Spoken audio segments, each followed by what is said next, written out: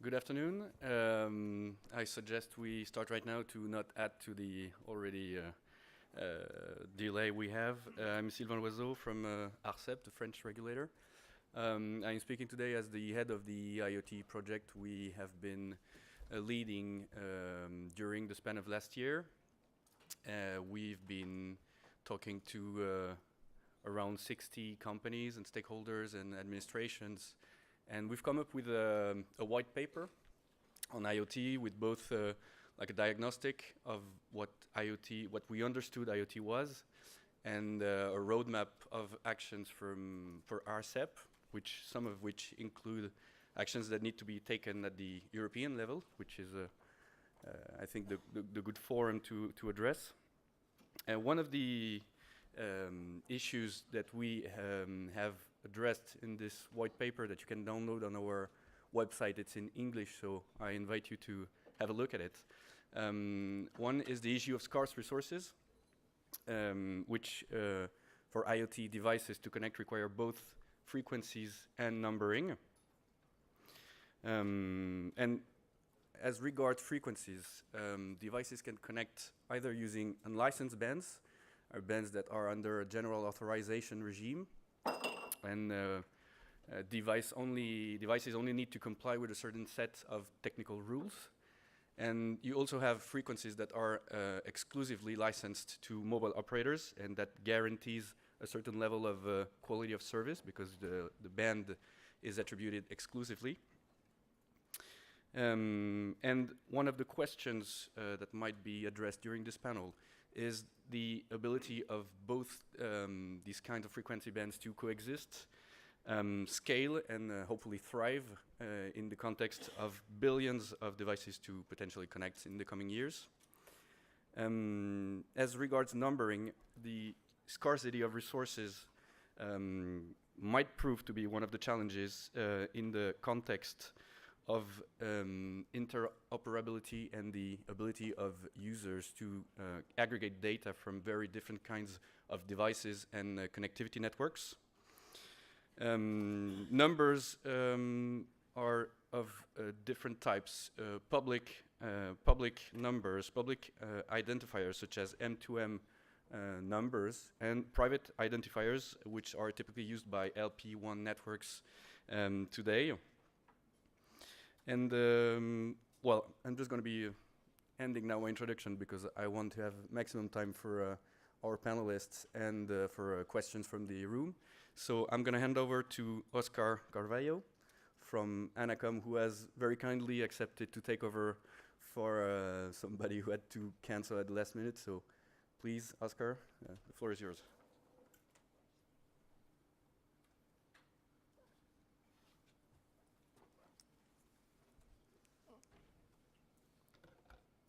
Okay, good afternoon, everyone.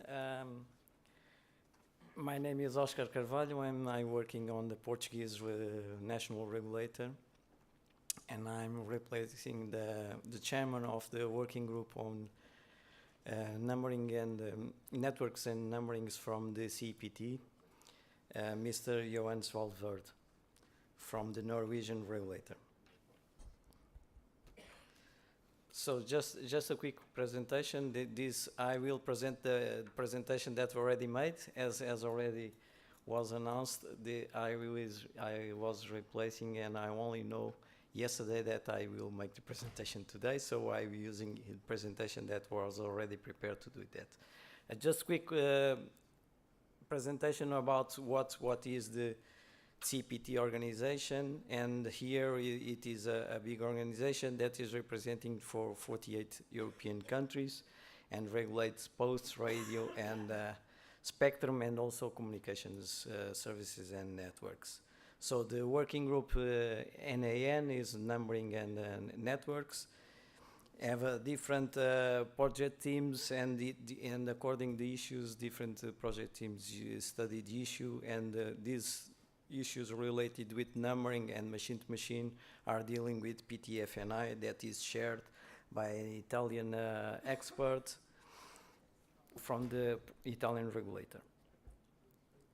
So when we speak about machine-to-machine, it's a huge and different scenarios and applications that we have on the market. And this picture shows that is a very big and variety of the devices, the locations, the applications that can be used in different scenarios. And according to that, there could be different solutions regarding the numbering. When we talk about numbering, we need to know how much number we need. And then we start to see the consultation company, the companies that making studies and trying to understand what kind of numbers is used and when, if it is a mobile number, if it is a non-mobile number, and so on. And then we have a lot of studies that point. This one is an example from the Ericsson saying that 28 billions will be needed in 2021. This is explained that 50% of the connections in Europe will be machine to machine. This is the source is also from Cisco, and there is a separation between tablets, PCs, and so on. And then they show that only now 29% is using to machine, and 2021 is 50%. But one important thing in machine-to-machine environment is that we realize that the traffic generated to the machine-to-machine is only 3% of the total traffic. And that is a big thing, because it can vary between the frequencies and the numbering perspectives. Because from the European regulation, the regulatory framework normally tends to deal with frequencies and the numbering with the same thing. That is right to use frequencies or right to use numbers. And it seems to be treated everything in the same way, but is not. What does this mean that this traffic is so low? What does this mean from the numbering perspective? Is completely different from spectrum, because spectrum you need to know the traffic, the number of connections, the quality of service involved, and to be always connected, to assure the quality of service, to keep the customer happy, to provide the service. For the numbering perspective, this relationship is not so important. So the importance is how many numbers you need and how many numbers the national numbering plan should be available to the providers using or other parties. And once a number is assigned to a device, it is in use or not, or if it is in communication or not, doesn't matter, because it's a number that is assigned to someone, and then is, from the regulatory point of view, is in use. So we understand that not all machine-to-machine applications need to have a number, and can we see far away after from this that there are different kind of numbers, and then we can talk about different things. So this is a picture that show what are the regulation the regulators doing now from managing the numbering and the identifiers.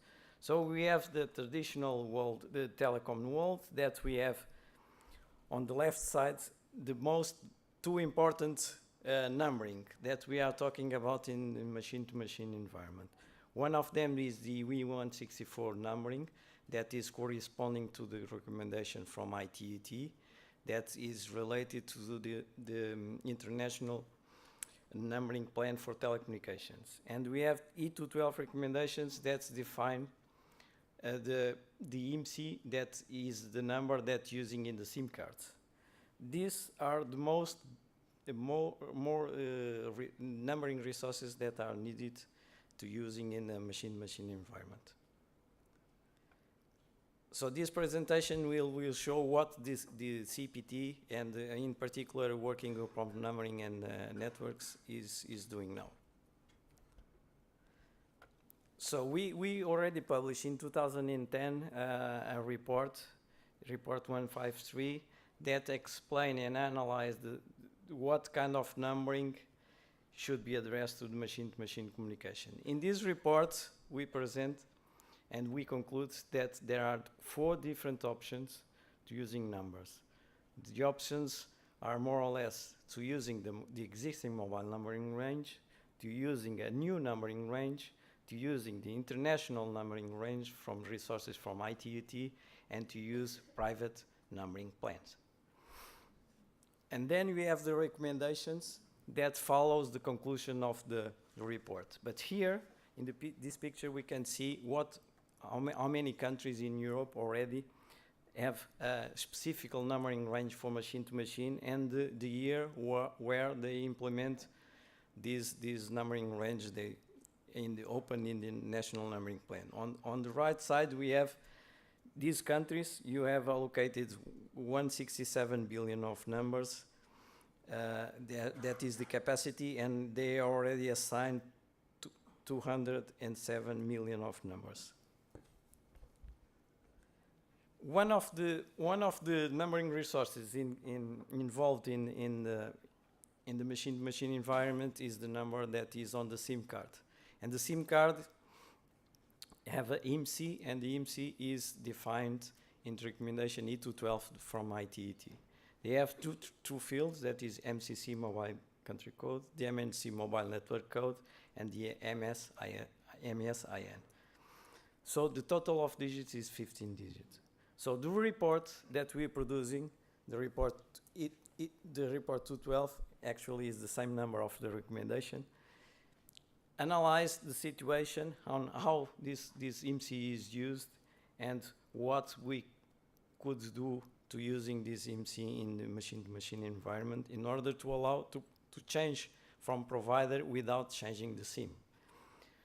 So we proposed to the ITU the last 2 years to change the recommendation E212, and the recommendation was approved and changed last October. And then the recommendations allow us to assign numbers with the text that we have that to the other parties than the mobile network operators. And then we have published now, it is on the consultation, recommendations in order to define what criteria should we use as a regulation at a European level to assign MNCs.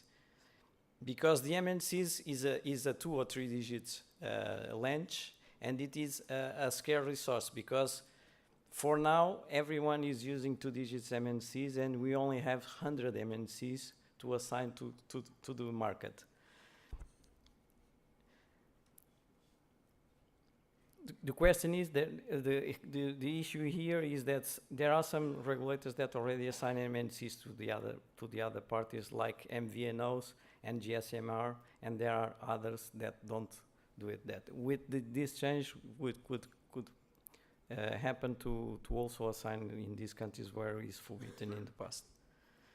So this is a question that we made internally to the working group, and then the question is, are E164 mobile numbers and E212 numbers assigned to undertakings other than?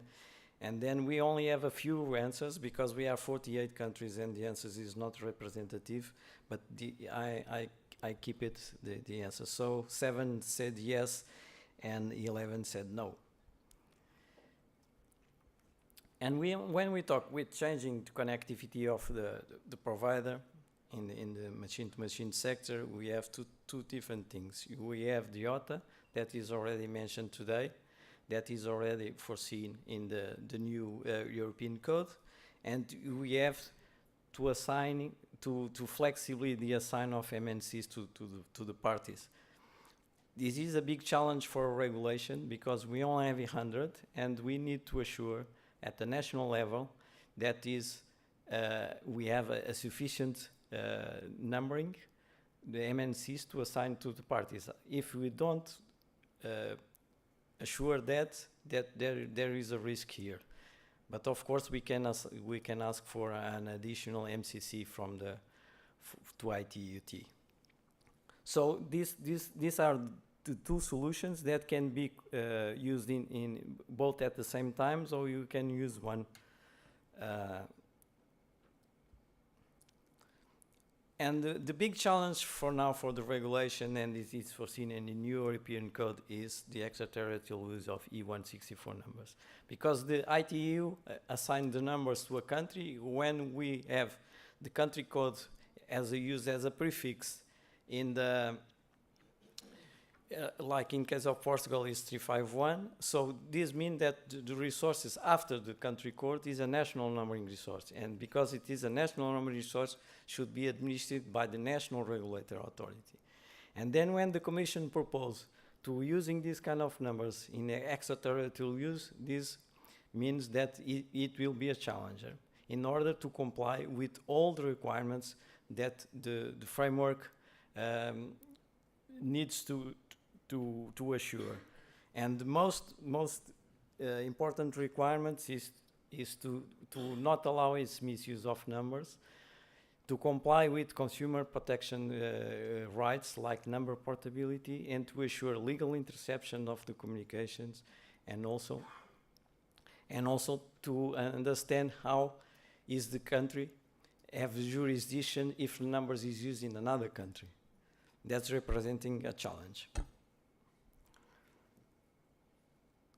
So in ITU, the range 8700 is under consideration to using for machine to machine, just to flag that.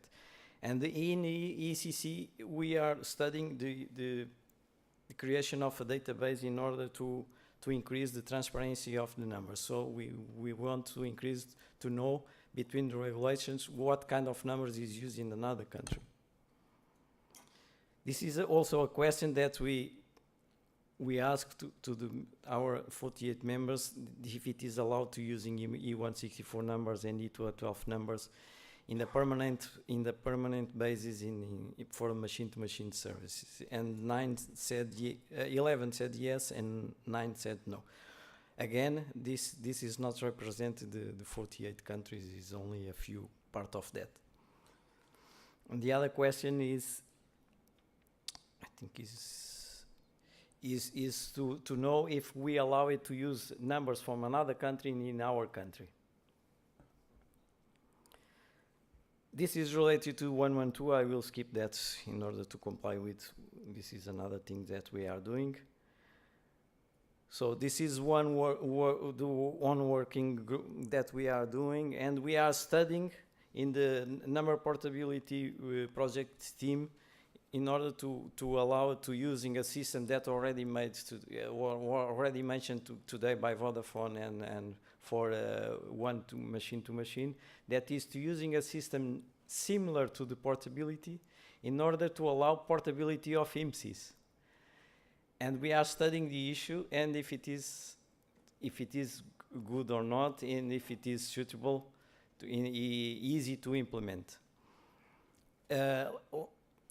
One also important thing is eCall, and we made a workshop yesterday in Copenhagen about eCall, and that reason why our chairman could not come here. It was because we discuss a lot if eCall it is a machine-to-machine or it is a person-to-person communication, and what is the requirement according to the new code of these eCall services is complying with, because according to the definition, eCall allowed communications between two persons or between a car and a person. And then what is the requirements that will applicable to that? It is a machine-to-machine service or it is a personal-to-person communication, interpersonal communication as it is on the code. So some of the conclusions is that there are no single numbering solutions for machine-to-machine. The CPT number policy stimulates innovation and competition, and the numbering should not be an obstacle to providing this kind of services in the market. The CPT is trying to construct this new framework with ITUT. The extraterritorial use of numbers is already happening and often at a global scale. What will make a big difference, and why not for person-to-person communications? Legacy number will remain for quite some time and to be entitled with IP addressing. And number usage is a key part of the new European code and creating a level playing off field. And I should have an important thing here is that the scarcity of the numbering resource is not a big issue for the regulators, because we can act in order to allowing our numbering capacity in order to accommodate machine-to-machine services. Thank you very much.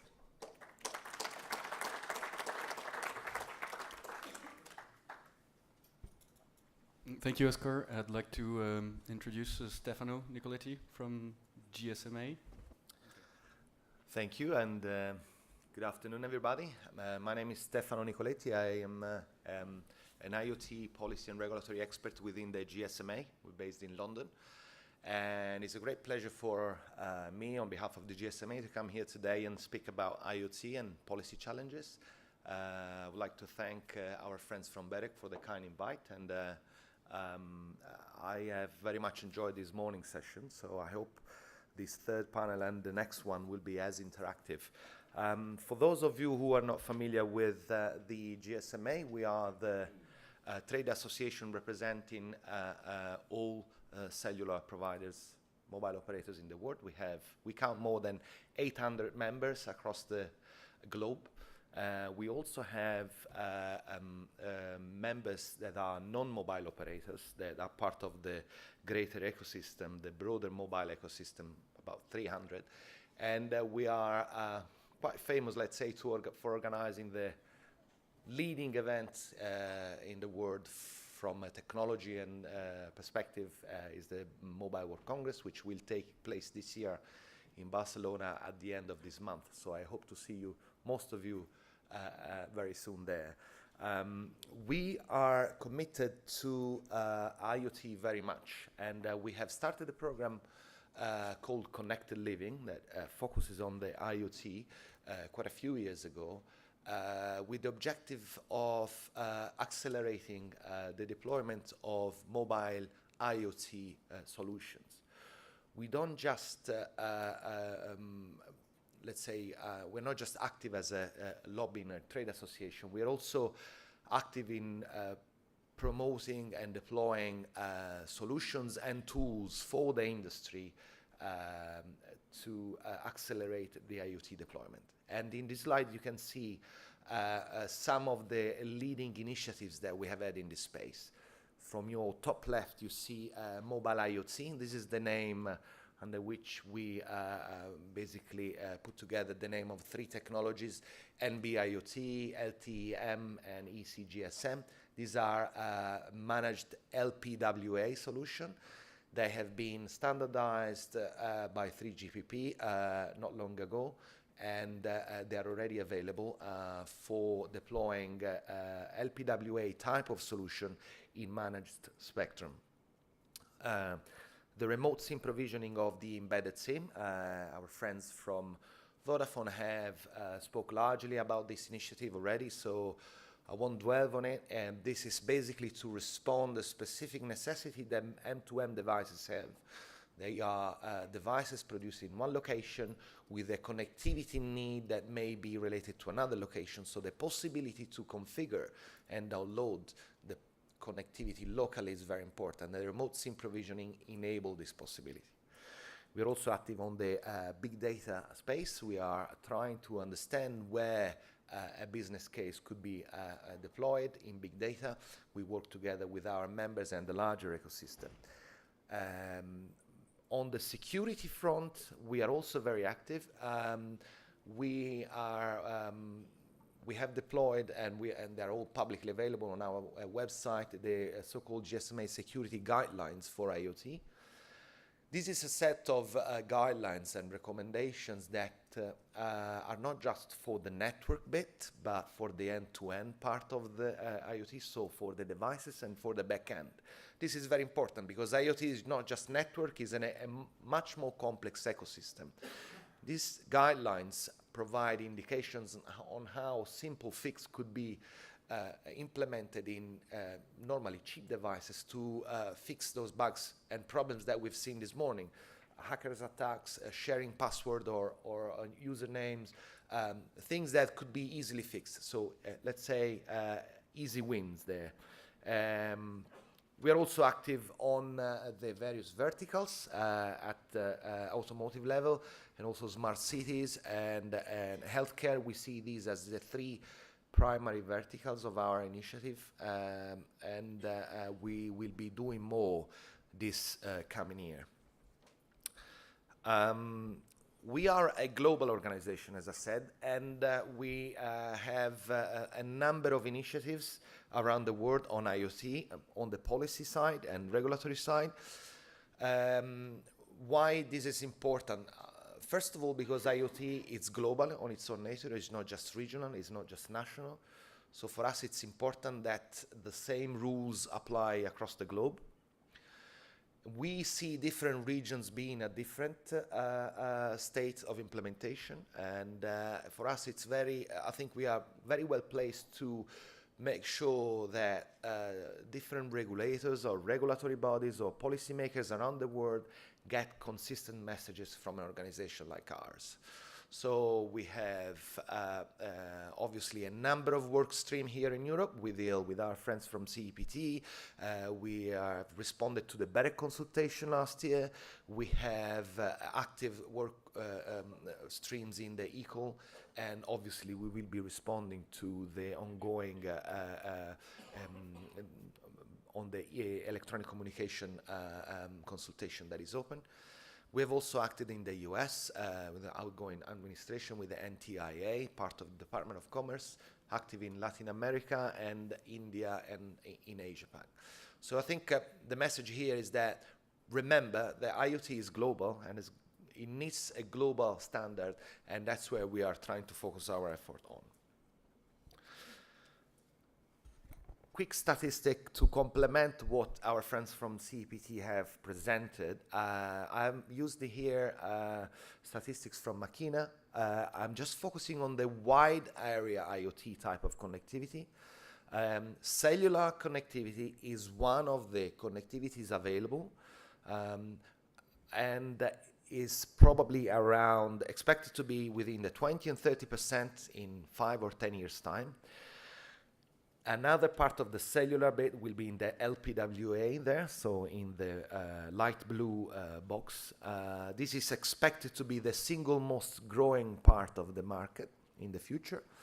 Obviously, within that block, you have unmanaged LPWA and also managed LPWA.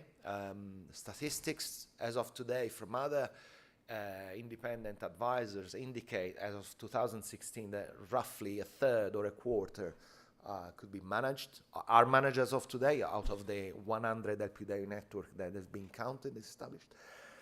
And the others are less important. I guess the key message from this slide is that cellular IoT is one of the many possibilities to connect IoT, not the single one. As a policymaker, as a regulator, for us, it's very important that you take into account this aspect and that you implement an IoT policy framework that is technology neutral from a connectivity perspective. Same rules should apply for all type of connectivity providers.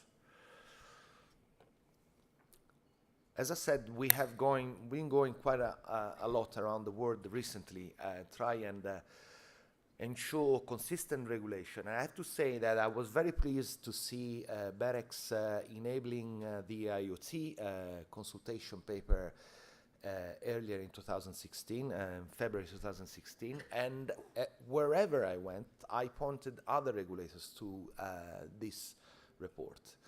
Why? Because I believe berec made the effort to understand a key aspect, that IoT is a completely different industry from traditional telecom, and not many regulators out there in other countries and in other regions have understood it.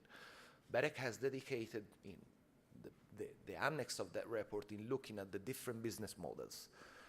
Behind an M2M connectivity, there isn't a traditional. The conclusions were also, in our view, positive, and that's why we have a big green tick here. I guess that report focused on numbering. In general, the flexibility aspect was understood. As I said, it's a global business that requires potentially local numbering resources, but also potentially global numbering resources depending on the business case. So that flexibility was captured. The extraterritorial use of numbers is also very important, particularly in Europe. I mean, this is supposed to be a single market where resources circulate freely. And, you know, I'm coming from the UK, but let alone every Brexit discussion. Let's say that if members within the union can have a free circulation of goods, services, and labor, why not the numbers could not be used on a permanent basis in other countries? So it is important that there isn't a regulatory barrier there. The extraterritorial use of numbers, it's important. On the roaming side, we are again happy to see that BEREC understood that roaming is a potential business. It's a potential way of deploying IoT, not the single one, not the only one. It's one of the various provisioning model and is out there, not for every type of businesses, not for all operators, but it's one opportunity. So it's very important at this early stage in the market to leave it flexible. Switching, we have discussed this before, maybe we can go a bit deeper in the Q&A section. And privacy, again, we were very happy to see that there wasn't a push to, let's say, reinvent the wheel within the privacy sector. The same principle should apply within the new context and the new technologies.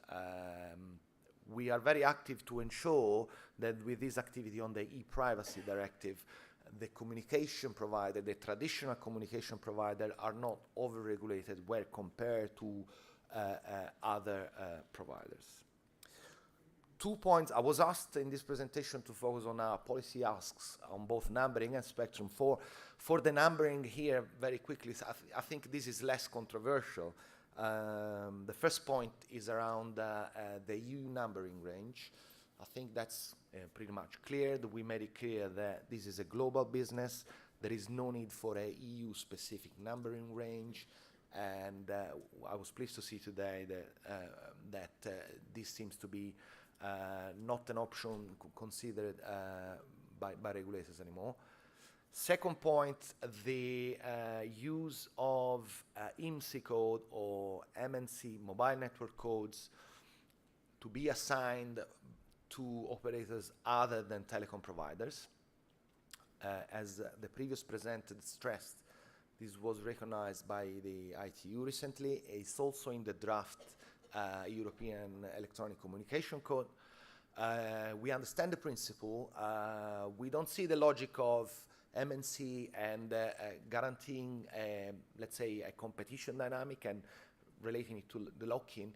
I think the key points is that this type of mechanism brings in a number of complexities in terms of traffic workload, resources to be used, risk of securities and fraud, and other complexity from a technical perspective that should be considered. We believe that the same results could be achieved via using the remote SIM provisioning of the embedded SIM.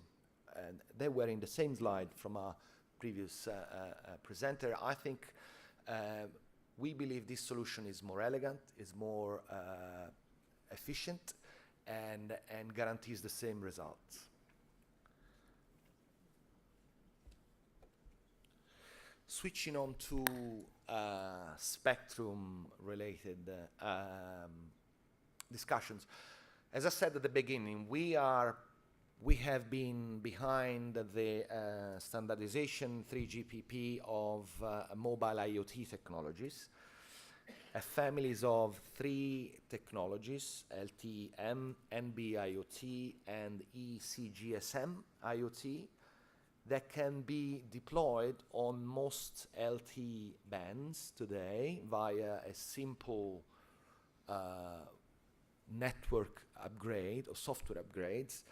At present, we count 23 mobile IoT pilots, and some of them will be showcased at the Mobile World Congress, and they are already commercially available, as our friends of Vodafone have referred. What are the key advantages Obviously, as the words say, the low cost, the long duration of the battery, the fact that you can connect wide areas. For the case of GSMA IoT, I believe that, I'm not a technical, but I understand that this enables extending the radius up to 7 times from the original traditional LTE technology. So a lot more coverage for those type of devices that do not have to communicate, obviously, huge amount of data. And low data needs and two-way communication. They are standard. They capitalize on the existing platforms of network deployed by all operators in the world. So we have seen from in the previous panel, a presentation for Sigfox indicating that at present we have roughly 70% of Europe coverage. In this case, we would be capitalizing on the existing LTE coverage, so a lot more possibility to, let's say, upscale the solution. They're obviously secure because they rely on a licensed spectrum. So we're very pleased that this was a successful initiative, and we have seen already devices out there, smart meters, parking devices, or pet trackers that are already using these technologies and these solutions. And again, on the policy front, what are our, let's say, 4 pillars on spectrum? And I'll be very high level here. Again, I think we would like policymakers to remember that licensed spectrum can guarantee for IoT key advantages in terms of quality of service, assurance, and this is going to be critical for some applications. The possibility to work on licensed spectrum offers QoS and the possibility of long-term investment. It should not be forgotten, and it should be valued as one of the key features that this solution should have.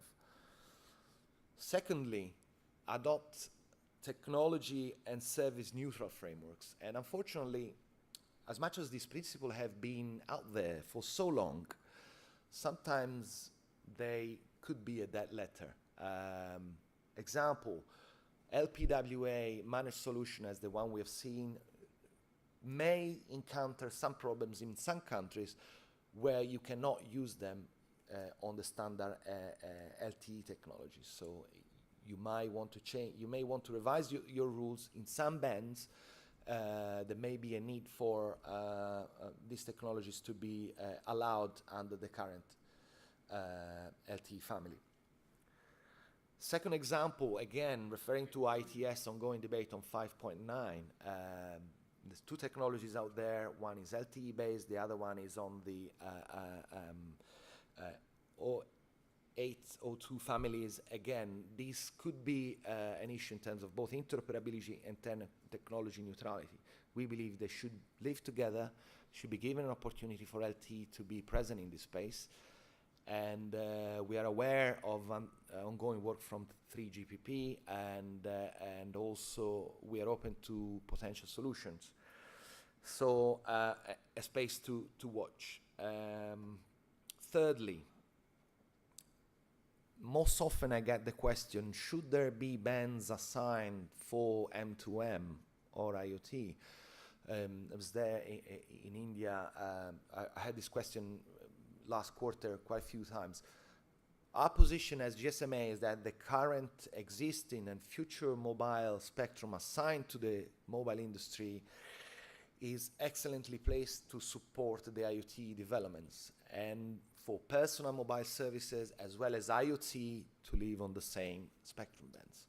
I think doing otherwise would be kind of second guessing the market, and it's too early to do so.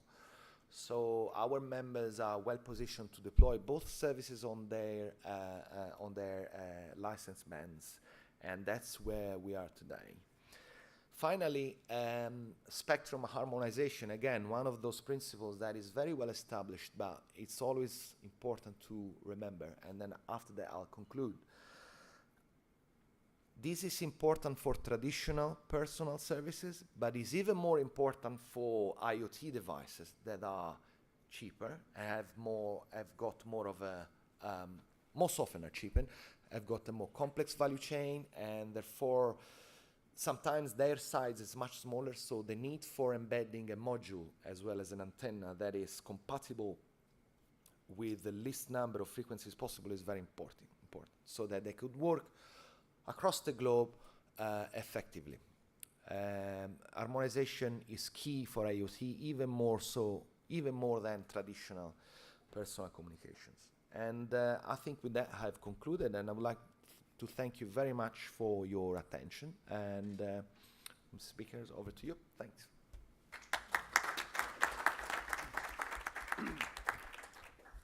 Thank you, Stefano. Next up is Ollie Bird from RSPG. Good afternoon all, and thank you to Cara, firstly, for inviting me to speak on behalf of the RSPG here today. This is the first area of collaboration between the RSPG and BEREC under BEREC's work programme this year. There will be others, and we're delighted to be working more closely with BEREC. For those of you who are not familiar with the RSPG, just in case there's a couple, the RSPG comprises Europe's spectrum managers, which is to say, in some cases the regulator, in other countries it's the government ministry. So it's a slightly overlapping membership with BEREC. Some in this room will be RSPG members, indeed have fed into this work. But this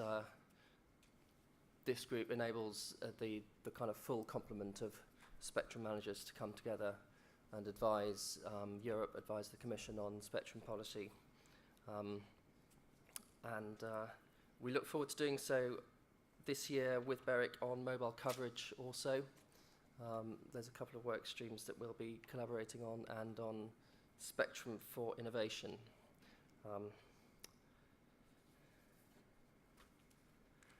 So the IoT has been considered by the RSPG under the current work programme, which for us started last year, in 3 different working groups. So firstly, and the working group that I've been co-chairing with a colleague, Focke Bos from the Netherlands, is a working group looking at IoT broadly. And I think, like the BEREC report, the RSPG has taken a very broad and inclusive definition of IoT there. Secondly, we have a distinct working group on intelligent transport systems, which for us really is an area of 2 halves, road and rail, looking at some quite specific questions as opposed to the much broader approach for the IoT. But clearly, because of the close relationships, and I think the BEREC report sees ITS as a subset of IoT, and we likewise have been working very closely together. So the working groups have had joint meetings and common membership. Thirdly and finally, there is a distinct working group on 5G within the RSPG. The 5G working group has focused on an initial opinion looking at the pioneer bands for 5G in Europe, which was an expedited piece of work. However, it will move on now to a second opinion looking at broader policy and regulatory challenges of 5G. And we anticipate that as the work of the first 2 working groups concludes, so the 5G group will start to think about use cases under 5G and continue the IoT work in that space. So three different but related working groups. I'm going to focus on the first of those. For the second, my colleague Erica, sitting over there and waving, Erica has chaired the IETS working group and will be able to talk in more detail, particularly during the Q&A, if any issues and questions come up there. Just a brief word on where we've got to in terms of process. So we had a public consultation over November, December last year on 2 draft opinions for IoT and ITS. So this workshop comes at a good time in that we've done some recent thinking about these areas, and indeed we've been able to circulate those documents publicly and have a set of responses and think about those. Unfortunately, it does mean that as our plenary meeting for the ISPG is next week, the plenary will be looking at final drafts of those opinions, and so in this presentation I'm going to keep it relatively high level and talk about the general message that won't change, as opposed to specific points that might get debated at the plenary meeting next week. So I hope that's okay.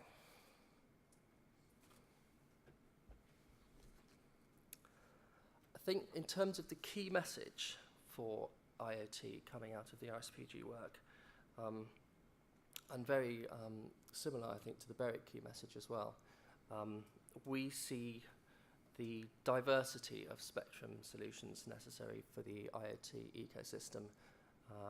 It's really horses for courses, to use a UK phrase. It's not that there's no single solution, there's no preferred approach.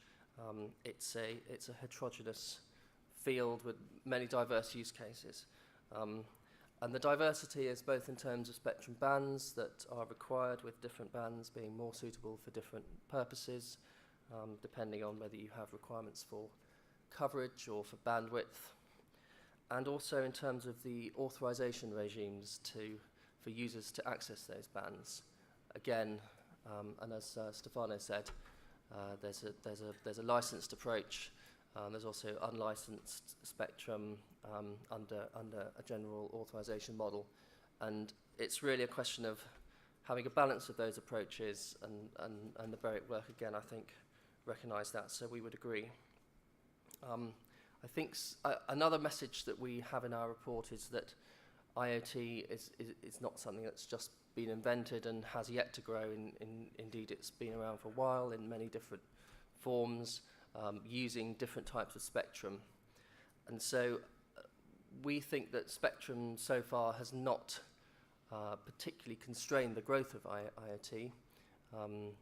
We don't think spectrum is a major inhibitor, which is not to say we're complacent. It's very much an area to keep under review in the light of innovation and developing technology. But the high-level view of the ISPG is that spectrum is not a particular constraint on the growth of IoT to date.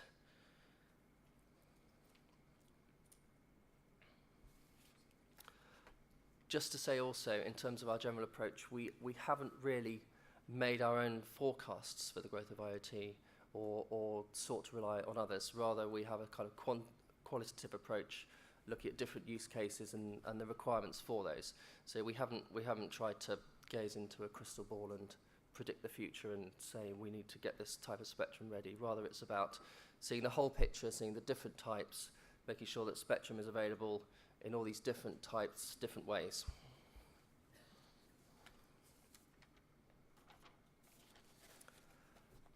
So as I said, spectrum is a scarce resource. A range of bands are accessible to IoT. Spectrum scarcity hasn't constrained it to date, which is not to say that there aren't more demands for more spectrum. Of course there are. There are many stakeholders who responded to our consultation. This is an innovative area. It would be surprising if people weren't asking for more spectrum. But we would distinguish between the allocation or designation of spectrum and the demand for access. So I think it's a question of making already designated bands available for IoT uses through a variety of different ways, perhaps through harmonization and standardization work, perhaps through looking at the local authorization models in different countries, and perhaps coordination between countries to enable greater economies of scale.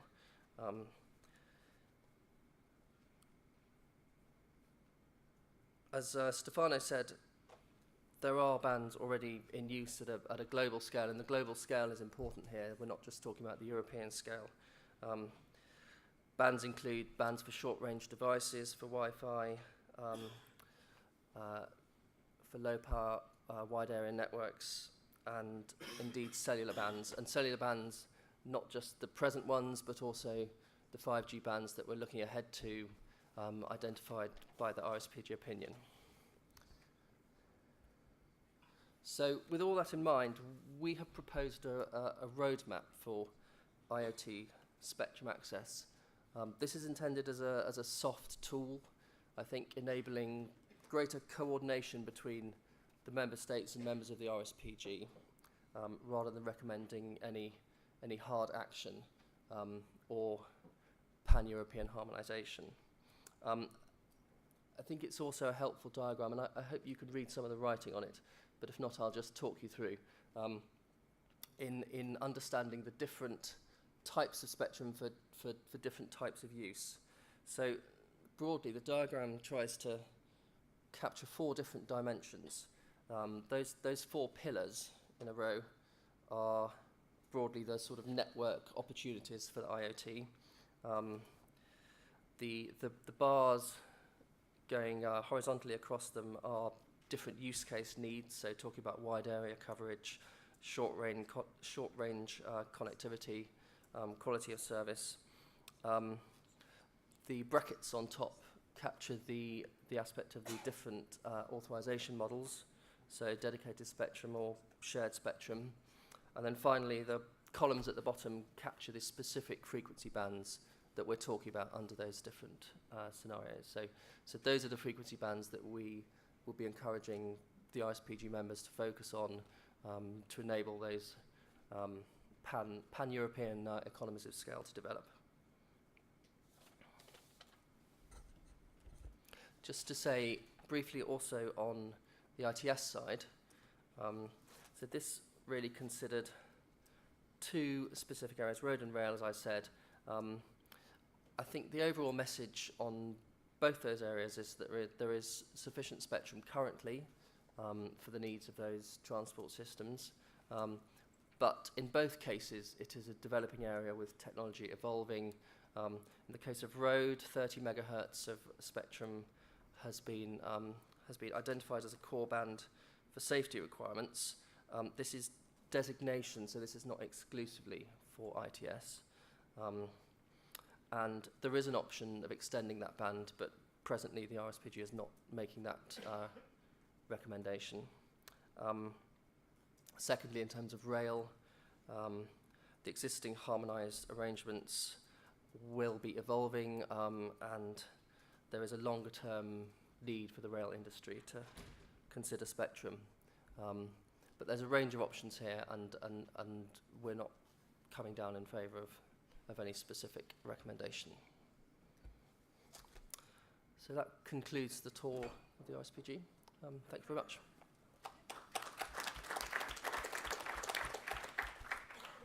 Thank you very much, Ali. And our last presenter is Reza Karimi from Huawei.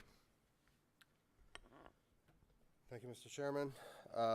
Everyone, good afternoon. It's a pleasure to be here to be able to talk to you a bit about spectrum for IoT and M2M. So, I'd like to say a few things first about spectrum for M2M and IoT at a more generic, broad level. And then I'd like to, if I may, focus on 2 specific issues which are of particular interest to us, namely NB-IoT and intelligent transport systems, and some requests to the Commission and the regulators in these 2 areas. Mr. Chairman, I'm going to aim for 15 minutes, but if I'm overstepping that, please do feel free to stop me. So, some questions on radio spectrum and M2M. Questions like, should M2M spectrum be licensed or license exempt? What's the relevance of World Radio Congress allocations? How about the use of mobile broadband for M2M? What's the preferred CEPT and EC designations? Who should own spectrum usage rights? What's the role of public and private wireless networks in M2M? Very important questions, Not sure we all have the answers, but I'll try to touch on some of these in the following slides. So first, the question of licensed versus license exempt. So we think both types of authorization model are required. If you want your radio system to have predictable quality of service, you'll be towards the right-hand side, the licensed spectrum. If you can deal with best effort, license exempt spectrum is probably okay for you. And there is some correlation with range. So if you're shorter range, it's more likely that you'll be more easily accommodated in license exempt spectrum. And we think, broadly speaking, most of these applications are in the right place. One exception is ITS, Intelligent Transport for Road Safety, which we think should be more towards the right, and at the moment it's way towards the left. It's license exempt, but we'll come to that in the following slides. So this chart is, if you like, a classification or a taxonomy of different types of spectrum. We talked about licensed spectrum. If you look at the bottom, we can see that there are actually, in this chart, 3 types of licensed spectrum. Again, licensed spectrum is where you need reliability and predictability because it allows the owner of the spectrum usage right to manage access to the spectrum. So where do these flavors come from? So at the top we have the ITUR. What is it that the ITUR does? The ITUR can allocate a band to the mobile service on a primary basis. What does that mean? That means actually in terms of cross-border interference, if you have, for example, radar or satellite in a neighboring country, and that service is secondary, but in your country, or generally the mobile service is primary, then the satellite service cannot interfere with you. So it has a legal implication in terms of interference across borders. The ITUR also has this thing called IMT identification. This has no legal implication. It just signals to the industry that IMT technologies will be deployed in this band, and that helps in terms of investment and economies of scale. So it's not as important as a mobile allocation. Just to say, pretty much all all M2M radio communications today are in mobile service allocations.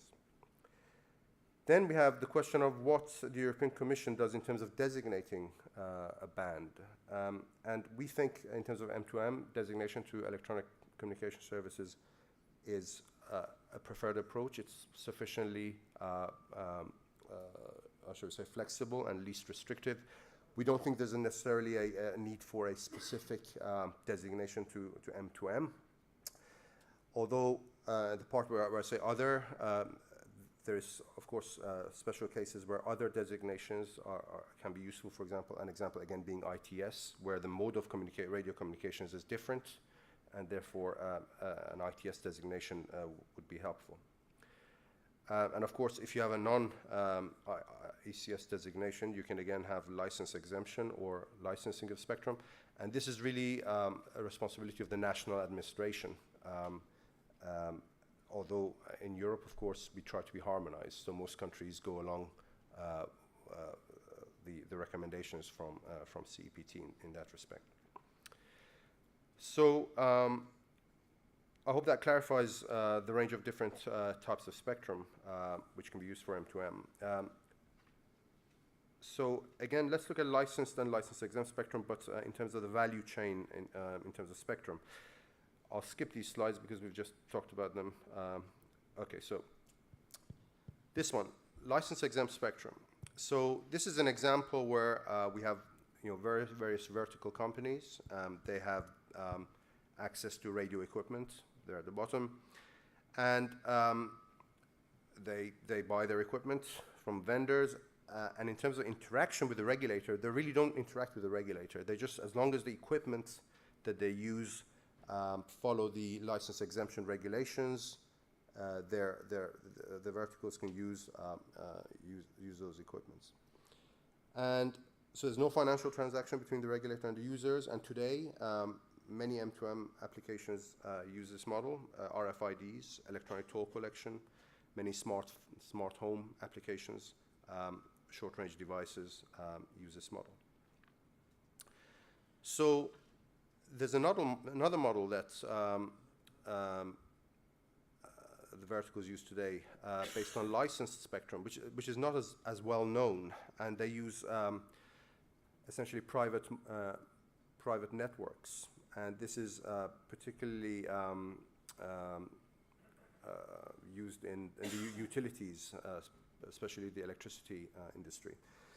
So this is a model where we have a band manager. So the band manager basically aggregates the demand for spectrum from various verticals, and it applies for licenses to the regulator, and then having received the licenses, it then, if you like, distributes the rights to its customers, who are the verticals. The verticals, for example, in the electricity industry, tend to have mission-critical applications, and they own their own proprietary networks and hardware. And that model basically works today. And then there's another model which is what we're particularly interested in and excited about, and it's a growing model, and that's where we use public networks, public mobile networks, to provide M2M services. And here we have the MNO or an MVNO combination who own the infrastructure, and they interact with the regulator in terms of purchasing spectrum usage rights and licenses, and then they provide services to the verticals. And of course, this is an emerging model. Some verticals are cautious about this model because they're concerned with giving away too much control. If they have mission-critical use cases, they may be worried about reliability, security, lock-in, and they don't want to give too much control away, and they would like to maintain their own private networks. But on the other side, these verticals can benefit immensely from the MNO's huge investment in infrastructure and the economies of scale. So this is something the verticals will need to address in terms of their business models, and decide whether they should continue to maintain their own infrastructure, or go with public networks, and reap the benefits. So, and again, this model is something that is used for smart metering, for example, and I use the example of PPDR as well. PPDR is not M2M, but it's a vertical. These are both two examples of where mobile networks are providing services today.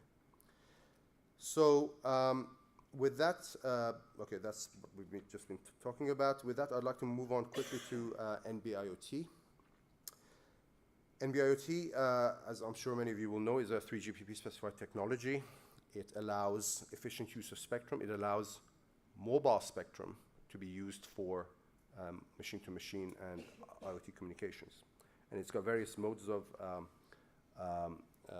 being inserted into an LTE channel, or it can operate standalone in, for example, refarmed GSM spectrum. So, in terms of European regulations, we just wanted to touch on a few things.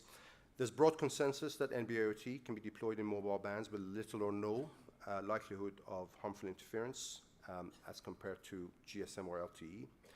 And around the world, many countries are beginning to adopt this technology or allow its deployment. In Japan and China recently, there was again a conclusion that there are no issues of interference from narrowband IoT, and there's no need for coexistence studies.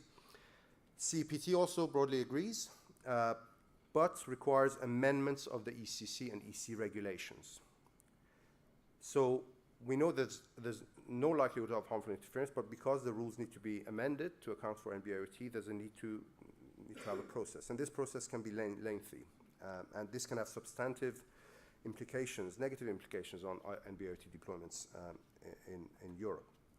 So one message is where there's consensus that the risk of harmful interference is low, we request that the EC and the member states adopt a pragmatic approach to allow NB-IoT deployments in the interim in 2017 while the text of the regulations are being amended. And we've heard already that some administrations like Spain have already taken this action, so we encourage other administrations also to follow suit. Very quickly again on intelligent transport systems, 3GPP LTE V2X is a new technology which deals with vehicle to network and vehicle to vehicle, vehicle to pedestrian, vehicle to roadside infrastructure communications. The red links are the point of interest in terms of spectrum. The black links to the network, those links can be accommodated in mobile bands with conventional LTE. The issue is spectrum for vehicle-to-vehicle communications. And in Europe, we have 30 megahertz. I think we've heard a couple of times in the previous presentations. We have 30 megahertz, the gray box in the middle. That's harmonized, designated by the European Commission for Road Safety, ITS.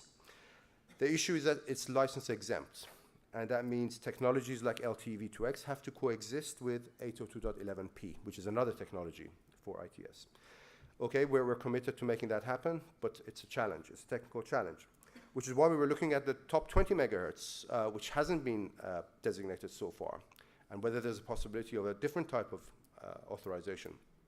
Unfortunately, CEPT late last year decided to introduce communication-based train control as a primary service in that top band, top 20 megahertz, and as a secondary in the 30 megahertz. So the situation is becoming more complex. And of course, on the other side, from the left side, we have Wi-Fi consideration about its use in this band, which is meant to be for ITS road safety. So my message is it's getting a bit complicated. And if we want a vehicle-to-vehicle communications in Europe to be a success, this needs to be looked at a regulatory level for some simplification. Very quickly, Mr. Chairman, conclusions for this ITS part. 5.9 gigahertz is available on a technology neutral and license exempt basis. We strongly support European principle of technology neutrality because we believe the market is best placed to make technology decisions. But there is an issue of license exemption, and it may not be optimal for road safety ITS. And the implication being that technologies like LTE V2X and 11p would have to coexist using mechanisms like mutual detect and avoid.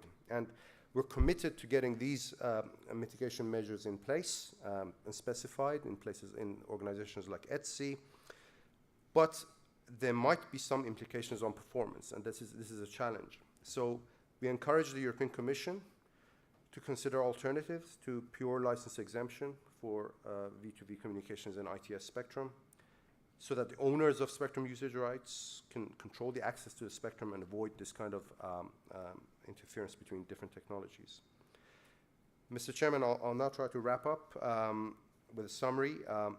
We acknowledge that both license exempt and license spectrum is needed for M2M. License spectrum is essential where M2M requires reliability and predictability. Bands with primary ITU allocation to mobile service are a good match for M2M. IMT identification is beneficial in terms of encouraging investment, but is not essential. Designations to electronic communication services are suitable for M2M because they're flexible and least restrictive. We don't believe there's a need for a specific M2M designation.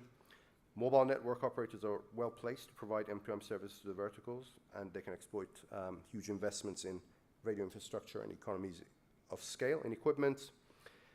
NB-IoT is a powerful new narrowband technology for the provision of low-cost massive M2M by using mobile broadband spectrum without risk of harmful interference. And we request that the European Commission and national administrations adopt a pragmatic approach to allow planned deployments of NB-IoT in the EU during 2017, while the relevant regulations are being amended at CEPT and EC.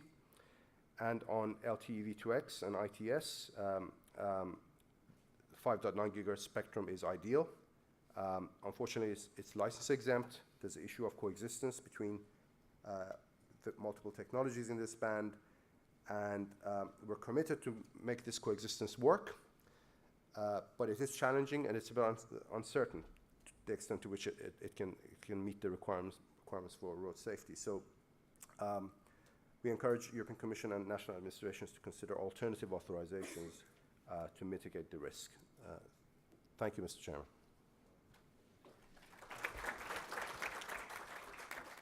Thank you very much, Reza. I'm afraid we've already gone over time, so should you have any questions to our panelists, I would suggest you come directly to them and they will gladly answer. I don't want you to have a shorter coffee break because you already had a shorter lunch. Having said that, I would like to thank all the panelists and Berec for organizing this workshop.